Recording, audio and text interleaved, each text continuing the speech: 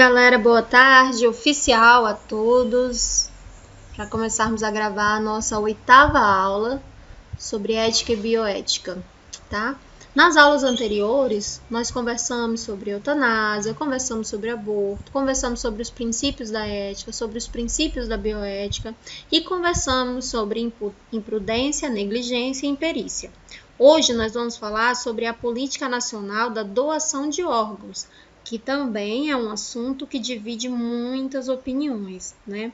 E geralmente quem é da área da saúde é favorável à política de doação de órgãos. Quem não é da área da saúde tem uma certa ressalva, né, sobre essas circunstâncias. Aqui no Brasil, não existe uma política definitiva que diga que você tem que deixar em documento por escrito que você deseja ser doador de órgãos. Não sei se vocês lembram, mas antigamente, assim, deixa eu ver se uma pessoa que está na casa da minha idade, acho que é a Márcia vai lembrar. Antes, né, Márcia, quando a gente ia tirar a carteira de identidade, vinha escrito nela se nós éramos doador de órgãos ou não.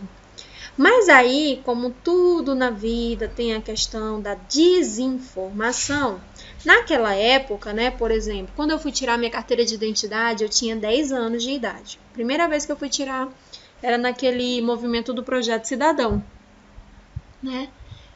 E aí eu fui com a minha mãe, quando eu cheguei lá para fazer a identificação, a moça me perguntou se eu era doadora de órgãos. Eu de pronto respondi, né? Eu sou doadora de órgãos.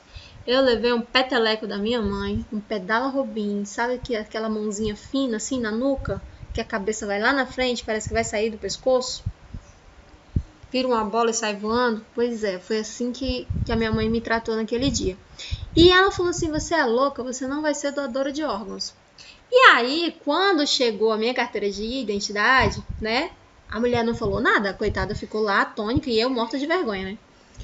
Quando chegou a minha carteira de identidade, minha primeira carteira de identidade estava escrito assim, ó, menor de idade e em cima da minha foto, doadora de órgãos.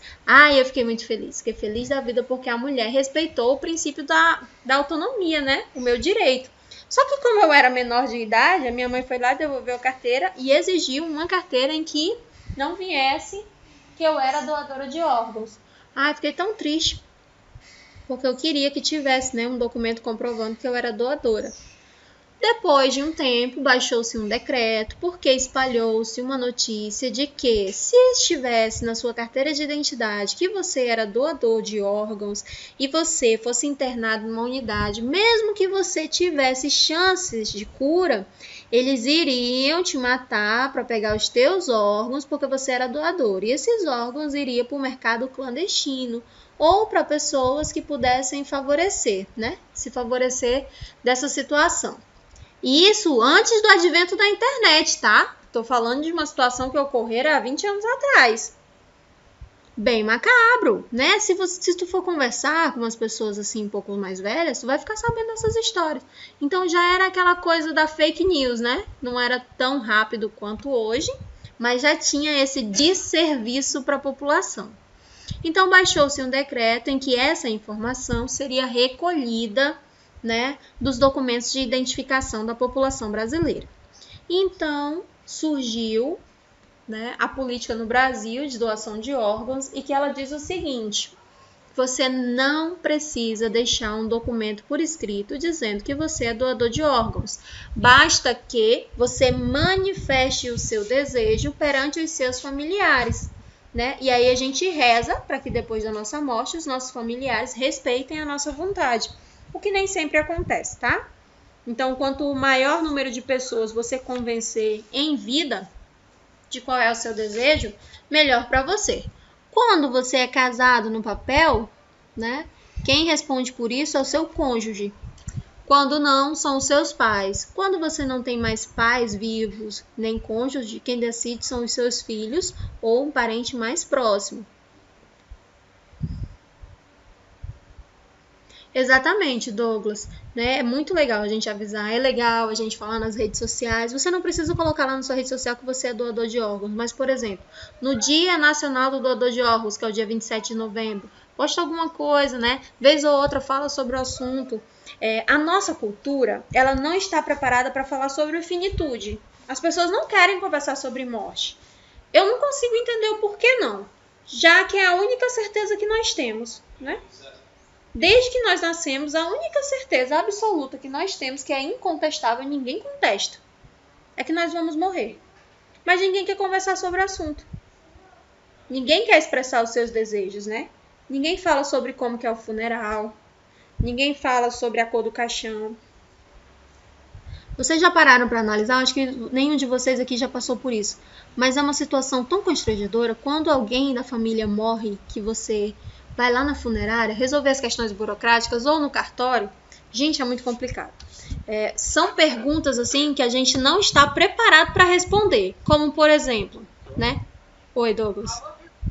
Eu tive essa experiência justamente pelo nome do meu braço, que é o nome do meu avô. Eu que tive que organizar tudo. E eles te fizeram algumas perguntas que você nunca imaginou responder, como, por exemplo, qual a cor que ele gostava? Sim. Você prefere imagem de santo? Qual a cor das flores? Você quer vela? Você não quer vela? Não teve, tipo, vela, esse tipo de coisa, porque foi o Covid, né? Aham. Foi bem constrangedor mesmo. São perguntas assim constrangedoras. Eu tive que responder perguntas do tipo, qual a altura? Qual o peso? Será que ela iria gostar desse caixão? Você prefere que no velório tenha sopas e caldos ou que você prefere que tenha alguns lanchinhos? É uma coisa assim, umas perguntas que parece que você está organizando uma festa de 15 anos. Mas se a gente parar para analisar, era pra gente ter se preparado para isso, né? Ou que a criatura que morreu tivesse o mínimo de decência de se preocupar com esses detalhes e avisar a família, né? Antes, depois que eu passei por isso, eu comecei a conversar com as pessoas sobre a questão do caixão, né? E eu sempre falo, olha que caixão bonito, o meu eu quero assim. Porque já facilita a vida da pessoa que vai organizar, né? Onde vai ser, o que vai ter, aí eu já não... Pra mim, tanto faz. Mas outras questões é muito importante a gente conversar. Como, por exemplo, se você é doadora de órgãos, né? Como é que você quer esse momento? O que você vai deixar para quem? Era importante até você comprar uma terra logo?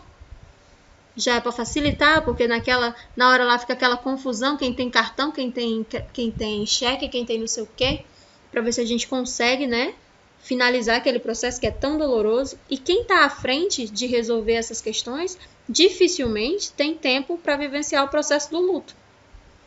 Né? A gente só quer que aquilo acabe o mais rápido possível, que é para que a gente possa descansar, porque são muitas questões burocráticas a serem resolvidas.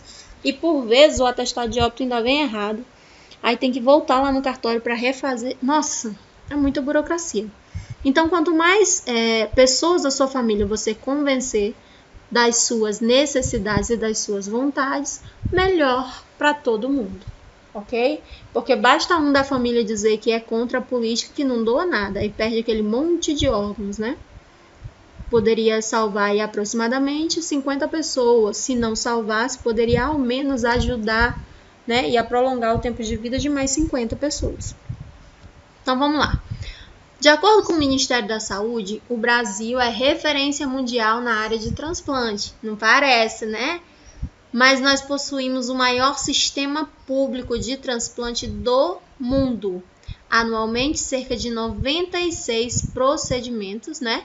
E desses 96% desses procedimentos, em todo o país, são financiados pela rede pública.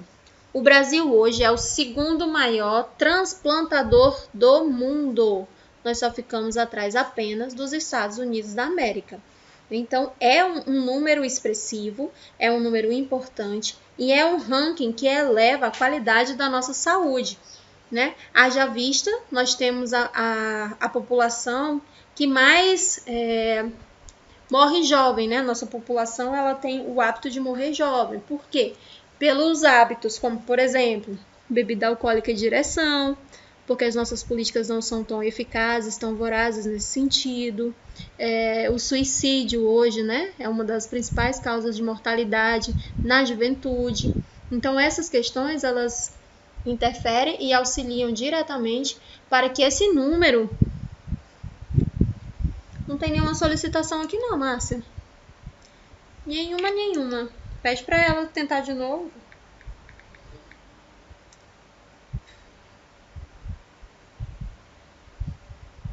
Não tem nenhuma solicitação. Pede para ela tentar novamente, tá? Que eu não tenho como ficar olhando o grupo, porque senão eu saio da conexão aqui.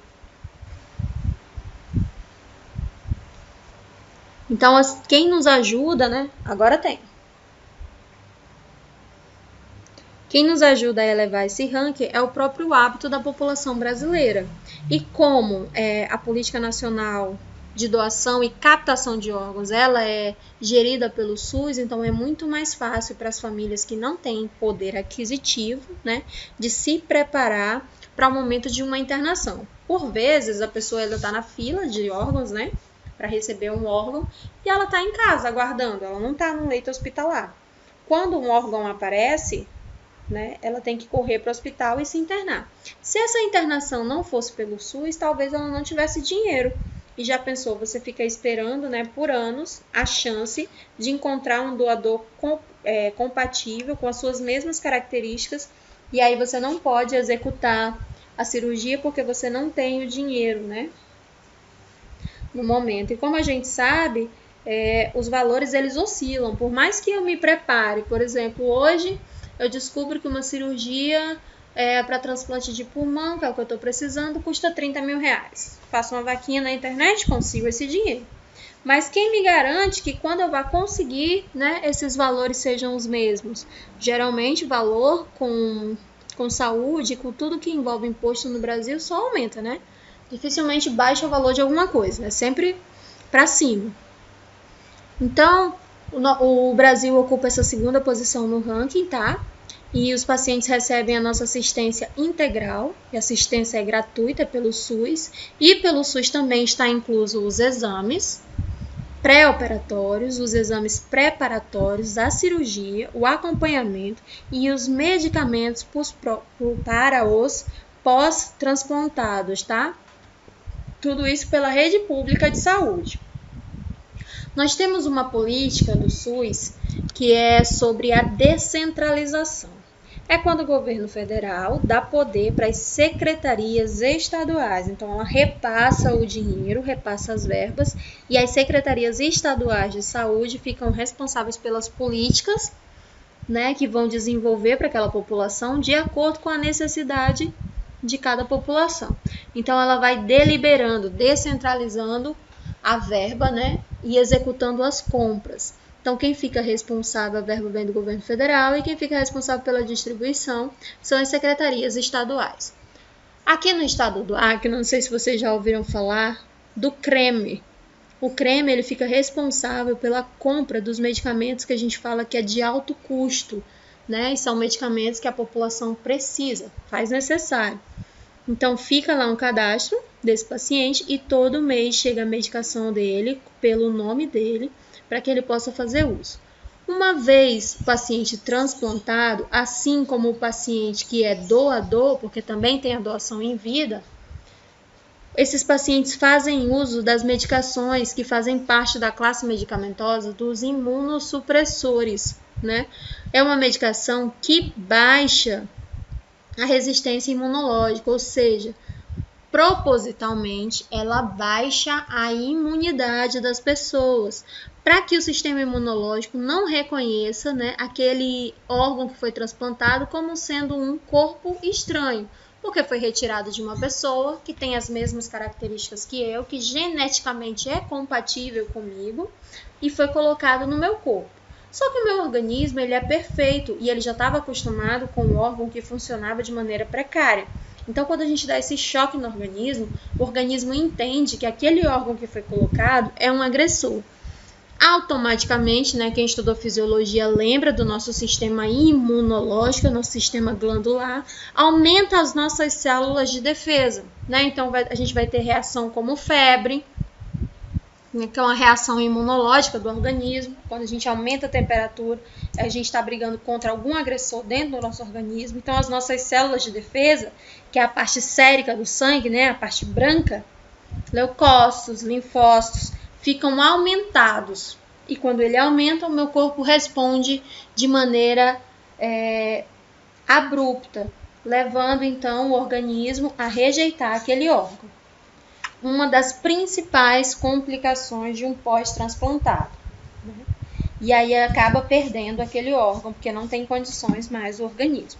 Sabendo disso, né, a indústria farmacêutica lançou a classe dos imunossupressores, que é o que ajuda os organismos dos transplantados a segurar aquele órgão por mais tempo, trazendo o mínimo, né, de complicações possíveis e previstas. Por isso que os transplantados, eles fazem parte do grupo de risco. Né? Já deu para imaginar o porquê, porque a imunidade deles é muito baixa. Mais alguém não está me ouvindo? Estão me ouvindo bem? Mais alguém? Eu estou ouvindo bem. Mais alguém não está ouvindo? Márcia está ouvindo? Leliane? Diz aí para nós, tu tá ouvindo ou não? Manuele tá ouvindo? Vê se é no teu telefone o Eiledei Nairão. Viu que eu falei rapidinho agora? Tá bem, sai e entra de novo.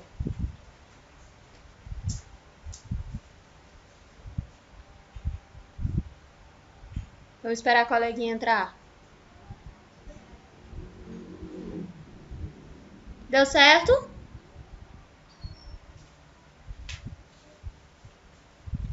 O Eiledei Nairão.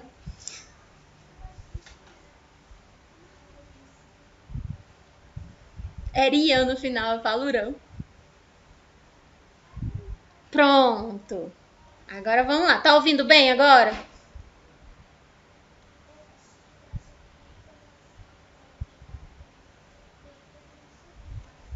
Então, os pacientes que foram transplantados, eles fazem parte dos pacientes de grupo de risco, né? Porque a imunidade deles é obrigatoriamente mais baixa pela ação da medicação que eles fazem uso, né? Então, são pessoas que não podem de forma nenhuma adquirir, por exemplo, uma doença viral. Hoje a gente está falando muito sobre o Covid-19, mas não pode adquirir HIV de jeito nenhum. Né? Então, o parceiro sexual de uma pessoa transplantada tem que ser alguém condizente com a situação em que aquele paciente está. Né? Então, não pode entrar em contato com uma infecção fúngica, com uma infecção bacteriana, mas principalmente as infecções virais, que são os maiores vilões, né, da cadeia imunológica, que é quando o organismo ele desencadeia mais eosinófilos para defender o organismo, né? Só que esse paciente que está imunodeprimido, ele reage de uma maneira exacerbada frente a qualquer infecção que entre em contato com o organismo, afetando diretamente a sua qualidade de vida. Assim como o doador também, tá, gente? Doadores vivos, né, são imunodeprimidos, tomam imunossupressores por um bom tempo, tá, da vida, para que aquela ação que ele desenvolveu por alguém, né, tenha valido a pena. É por isso que antes do transplante, o paciente que recebe o órgão, como o doador, eles passam por um acompanhamento psicológico, onde é explicado tudo que vai mudar na vida daquele indivíduo que é saudável, tá? Vai mudar. Por isso que é muito importante que nós estejamos esclarecidos. Lembra daquele princípio lá da autonomia, em que a gente fala, né, a real situação para o paciente e deixa que ele tome a decisão. Algumas pessoas não doam, gente. É compatível e tudo mais, mas não doam. Por exemplo, quando eu trabalhava lá na fundação, houve uma situação em que o pai ele era compatível com o filho e ele não doou. Aquilo foi encarado como um escândalo, né? Na reunião ele falou que não iria doar. Foi feito o levantamento para ver quem eram os possíveis doadores, né, no seio familiar. E aí ele era o único doador da criança. E ele falou que não iria doar. Na hora ficou todo mundo meio assim, ninguém entendeu nada. Aí depois de um tempo, eu sempre faço aquele papel de advogado do diabo, né? Fui tentar entender o que estava acontecendo. E aí ele me falou, porque tem o tempo de meia-vida, né, do órgão. Quando ele foi conversar com a psicóloga e com o médico falou sobre isso. né, que tinha um tempo de meia-vida do órgão. No caso, a criança era rim. Então, se ele doasse um rim para a criança que estava com aproximadamente 5 anos, o tempo de vida da criança seria de aproximadamente 15 anos, né? Até os 15 anos. Quando a criança tivesse com 15 anos, ele já estaria na casa dos 60, que foi o que ele alegou. E aí ele disse, ele vai voltar para a cadeira. E eu não vou ter um rim para doar para ele, porque eu já doei o meu. E imunodeprimido, talvez eu não chegue aos 60 anos de idade. Quem é que vai cuidar dele? Né? Ele fez esse questionamento. E assim, a gente não engoliu muito não, mas na hora foi compreensível. Aquela coisa do juízo de valor, né? Que a gente já trabalhou sobre isso. Então, é compreensível que as pessoas não queiram doar. Embora seja um filho, uma mãe, um tio, um primo, um irmão, é compreensível, né? Porque tem o tempo de meia-vida do órgão. Geralmente um rim, aproximadamente 10 anos. Então, vamos lá. O que é o transplante de órgãos, né? Essa doação pode ser dos órgãos rim, fígado, coração, pâncreas e pulmão.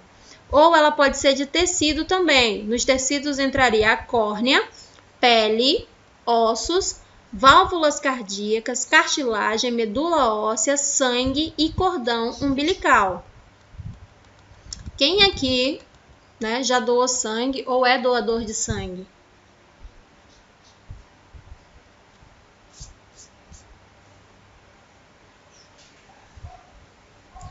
Quem sabe a tipagem sanguínea? Alguém aqui sabe a sua tipagem sanguínea?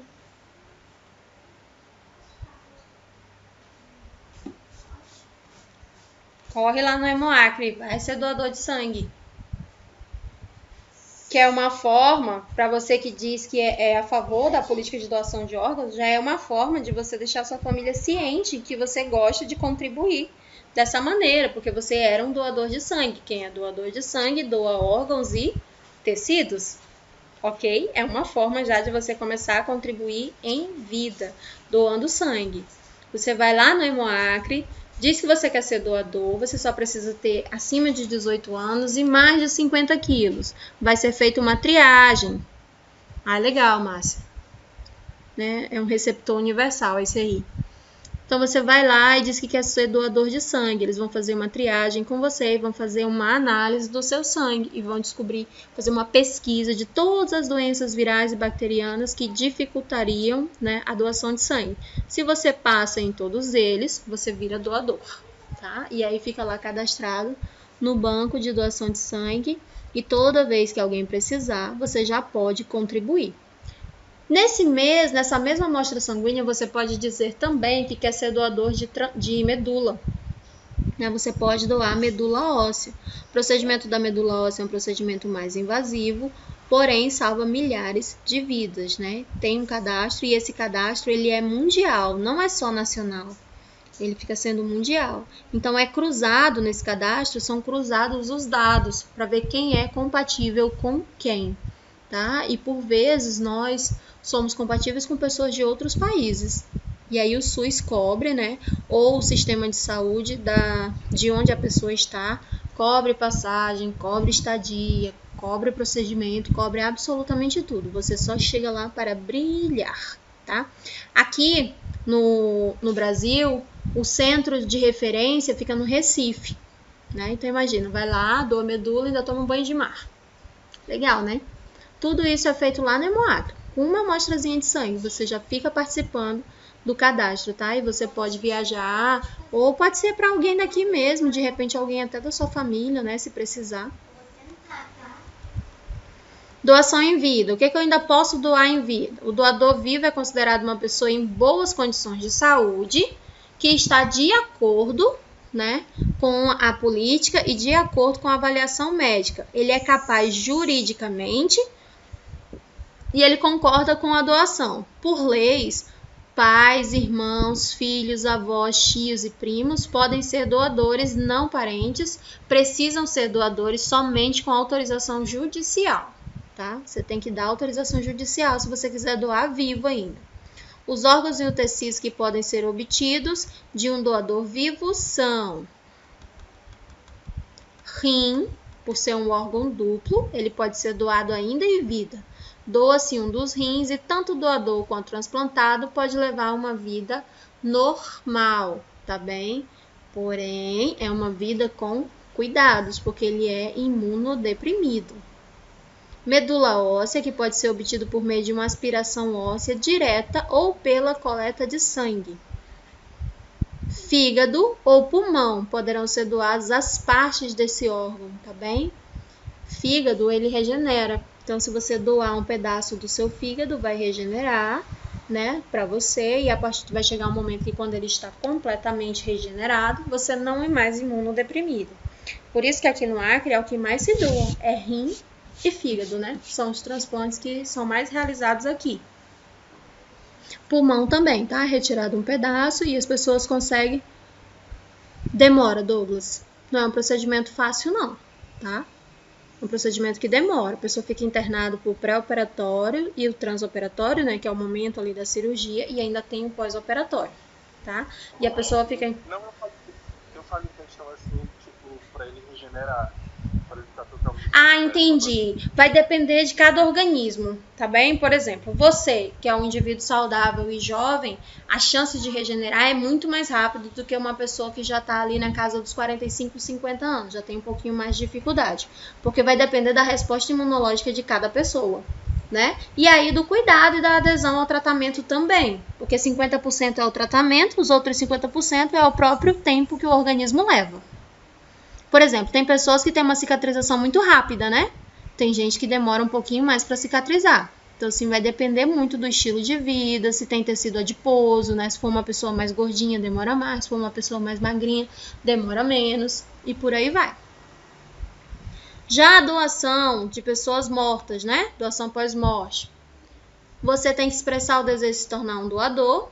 E é uma atitude que deve ser informada, né, para os seus familiares, uma vez que depois da morte, quem decide sobre a doação são os familiares. Se existir um doador em potencial, geralmente esse doador foi uma vítima de acidente, né, acidente de trânsito, e ele teve traumatismo crânioencefálico, ou ele teve um derrame cerebral, ou quando a confirmação da morte encefálica, aí a gente vai atrás da autorização da família para fazer a captação e a doação, né? A função dos órgãos deve ser mantida artificialmente. Esse é um processo que, após informado, né, a Agência Nacional de Captação de Órgãos, demora um tempo. Então, a gente mantém o indivíduo vivo, né, com as funções vitais, para que o tempo de captação... Tem, Márcia, a gente tem que pedir. A gente tem que falar para a família. Tá? Quem vai pedir, nesse caso, é a equipe médica, juntamente com um enfermeiro, um psicólogo e alguém de serviço social. Tá? A gente vai lá conversar e é o momento mais difícil. Tá? Primeiro vem a notícia triste, né, do falecimento. O cérebro morreu. Quem faz essa detecção de morte encefálica após uma bateria de exame de estímulos, né, é o neurologista. Quando o neurologista fecha o protocolo, fecha o diagnóstico de morte encefálica, ele avisa para a família. Depois que a família digere essa notícia, já entra a turma da captação de órgãos perguntando se eles têm interesse em doar os órgãos. E aí você já pode imaginar qual é o tipo de resposta que a gente escuta, né? Nem sempre são respostas favoráveis, resposta com borboletinha não, tá? Sempre vem uma resposta assim, parece que é um Tiranossauro Rex que está falando com a gente. E nós temos que estar preparados para isso. Por isso um psicólogo, por isso alguém do serviço social. Porque a decisão tem que ser tomada o mais rápido possível, né? Então, quando tomada, o serviço social já corre atrás de fazer a captação. Então, ele comunica a equipe, vem um helicóptero ou um avião e retira com a equipe de cada estado, né? Então, é comum que o pulmão vá para o Rio Grande do Sul, que o coração vá para São Paulo, né? Que as córneas vá lá para Cruzeiro do Sul. Vai depender de onde é que está esse paciente que necessita e que tem compatibilidade com aquele órgão. Tá bem? Então, quando é colocado no sistema os dados desse paciente que evoluiu para óbito, é cruzado com os dados das pessoas que estão na fila. Tá? E aí vem a equipe de cada estado buscar o órgão-alvo que é necessitado.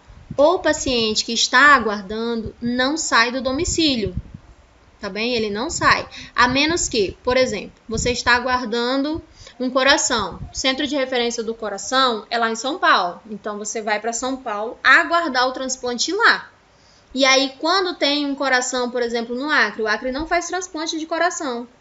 Então, o transplante de coração vai lá para São Paulo, vai ser realizado lá, tá bem? No Acre só é realizado transplante de fígado e transplante de rim. Os outros órgãos não ficam no estado, ok?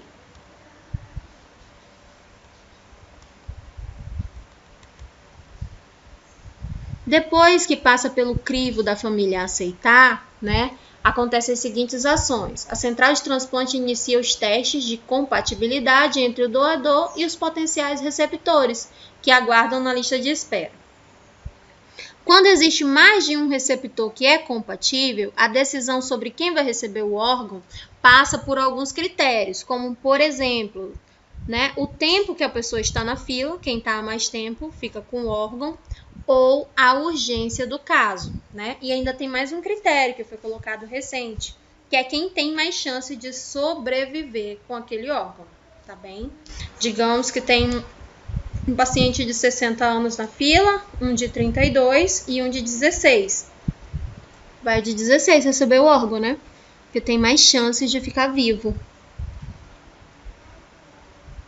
A central de transplante vai emitir uma lista de potenciais receptores para cada órgão e comunica aos hospitais e às equipes de transplantes que são responsáveis pelos pacientes. Tá? Então, vai vir uma equipe, cada equipe vai pegar o órgão que precisa e vai voltar para o seu estado o mais rápido possível, mantendo aquele órgão vivo artificialmente, tá? Por isso que é uma equipe que faz parte da captação de órgãos e essa equipe tem que ter disponibilidade de horário. Tá? Porque uma hora você tá aqui em Rio Branco, sentadinho na sua sala, daqui meia hora o telefone toca, tem um órgão lá em Rio Grande do Sul, você pula no helicóptero e vai buscar. É assim, uma vida corrida. Então vamos lá. A equipe de transplante junto à central de transplante adotam as medidas necessárias, como por exemplo, meio de transporte, qual é a equipe de cirurgiões, qual é a equipe multidisciplinar, né, para viabilizar a retirada desses órgãos e um monte de documento, né, que precisa ser preenchido tanto pelos familiares quanto pela equipe que vem buscar os órgãos. O que mais atrapalha esse processo? O que mais atrapalha esse processo é a desinformação dos brasileiros e esse desserviço chamado hoje de fake news. Então, quanto mais pessoas você puder orientar, porque esse é o papel da enfermagem, orientação, quanto mais pessoas você puder orientar acerca da benesse que é você beneficiar alguém. Isso, Douglas, tem um tempo. Por exemplo, o pulmão, 8 horas, né? O coração, 4 horas. Tem que ser muito rápido. Quando a equipe vem buscar o coração, o outro paciente já tem que estar lá no hospital, já preparado. Quando eles pegam o coração aqui, já avisa a equipe lá e já inicia a cirurgia lá. Quando eles chegam com o coração, já é só para transplantar. A pessoa fica ali, né, através de o coração batendo na máquina artificial. Quem aqui já assistiu Grey's Anatomy? Tem lá um episódio sobre essa situação. Né? Então, quanto mais pessoas a gente puder conscientizar acerca dessa política, quanto mais pessoas a gente puder envolver, melhor para a nossa população como um todo. Se vocês puderem ir lá pelo Hospital do Câncer, conhecer as crianças que têm leucemia, né? Conhecer as pessoas que têm uma doença grave e que você pode minimizar essa doença com o transplante de um órgão ainda de uma pessoa viva e você tem condições de fazer isso, é muito gratificante. Por exemplo, vocês já viram aí nas redes sociais várias pessoas pedindo sangue, né? Principalmente agora com as UTIs Covid funcionando a todo vapor. Muita gente pedindo sangue. Sangue salva a vida. Então já é uma forma de você contribuir, né? Principalmente a nossa sociedade, que é uma sociedade embasada na fundamentação teológica, né? Nos princípios cristãos, para a gente é muito interessante ajudar. No Brasil é muito comum, né? Essa questão da doação, Então, por que não? Né? Por exemplo, esse assunto estava congelado há um certo tempo, ele é mais debatido pelas pessoas da área da saúde, né, pelos profissionais da área da saúde, ou pessoas que têm alguém na família que receberam um órgão, ou que tem alguém na família que faleceu, né, pela falta de um órgão, ou ainda por pessoas que doaram, né, órgãos. Só que em 2019, o Gugu Liberato, a morte dele, né? Com a morte dele, fomentou a discussão dessa questão que é tão complexa quanto aborto e eutanásia. Aqui no Brasil ainda é tabu. Só que os órgãos do Gugu Liberato ajudou 50 pessoas. Né? Tem um filme, que o nome do filme é 7 Vidas.